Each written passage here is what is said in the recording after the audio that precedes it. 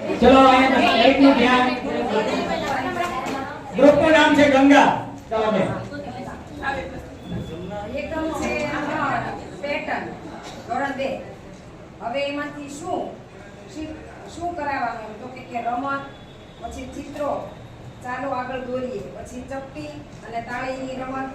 અને સંખ્યા પટ્ટીની રમત આ બધા દ્વારા આપણે પેટર્ન શીખી શકીશું પછી કેવી રીતે તો કે મેદાનમાં રમત રમાડવી પાંદડાની ગોઠવણી કરેલી આકારો છે એની પેટર્ન ગોઠવાયેલી અલગ અલગ આકારોમાં અહીંયા ગોઠવેલી છે પેટર્ન કે પહેલા છે શંકુ છે એની પાસે એક આકાર ગોઠવે એની પછી આ પેટર્ન આવે એમ એવી રીતે ફ્લેશ કાર્ડની મદદથી પણ પેટર્ન ગોઠવાવી શકાય પછી કૂદકા અને ડગલાની રમતની પેટર્ન થઈ શકશે સાપ સીડી પછી ચડતો ક્રમ અને ઉતરતા ક્રમની પેટર્નથી બેઠા બેઠા રમત રમાડી શકાશે તો શું શીખવું તો ચડતો ઉતરતો ક્રમ શીખશે આકારો વિશેનું જ્ઞાન મેળવશે પછી આકારોની સરખામણી કરશે કે આ ગોળ આકાર છે તો ગોળ આકારની ઘરે રોટલી છે ગોળ આવે આ આવે ઘડિયાળ ગોળ આવે એકબીજા આકારોની સાથે સરખામણી કરતા શીખશે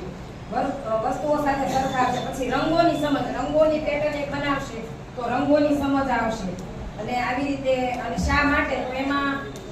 એની 8 2 1 8 2 1 8 3 1 8 6 2 અને 8 3 1 આ ગેમ નિષ્કૃતિઓ છે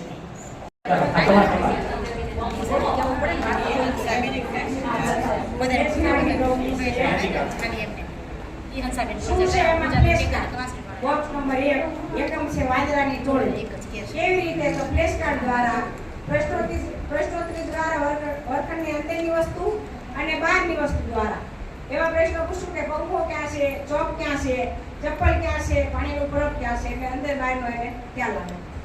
શું શીખશે એમાંથી તો લક્ષણોને આધારે વસ્તુઓને જૂથમાં વર્ગીકૃત કરી શકશે ઉપર નીચે અંદર બહાર એવી રીતે અને એની સમજ મેળવશે અને એનો ઉપયોગ કરતા શીખશે એ શબ્દોનો કોણ બોલે કોને ફોન કર્યો અને અધ્યયન સ્મૃતિનો ક્રમ છે 8 8 1 અને 8 9 1 અને બોલવાનું મીટિંગમાં શું થેન્ક યુ વેરી મચ શું છે આ તો બધાને ખબર છે શીખવાનું નહીં પડે એવું ચલો એ નાનું પછી માપન અને સિક્કા વધે છે અને વધે છે ઘન પદાર્થ માટે અને પ્રવાહી માપન માટે માપ્યા એવી રીતે તો નાણાકીય વ્યવહાર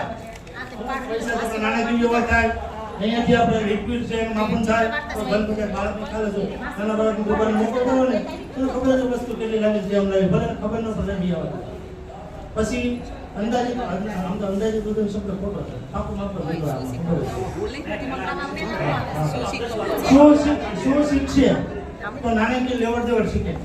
અત્યારે આમ તો છોકરાને શીખવાડવું પડે એવું નથી તમે શીખવાડવું તો લેશે દસમા જ પકડશે મિનિમમ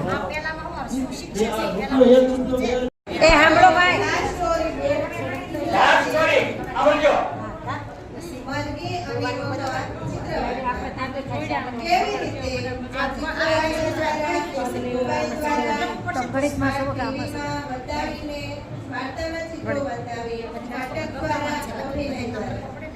શું શીખશે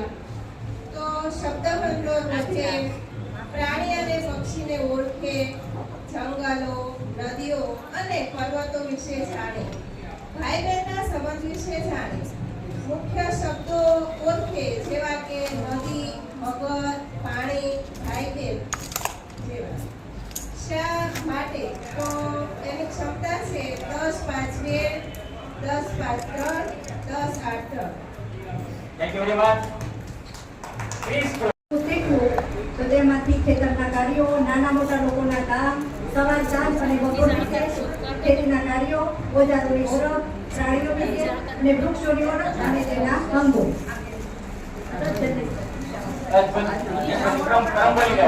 શા માટે 9 3 2 9 7 1 9 5 1 9 6 1 10 5 3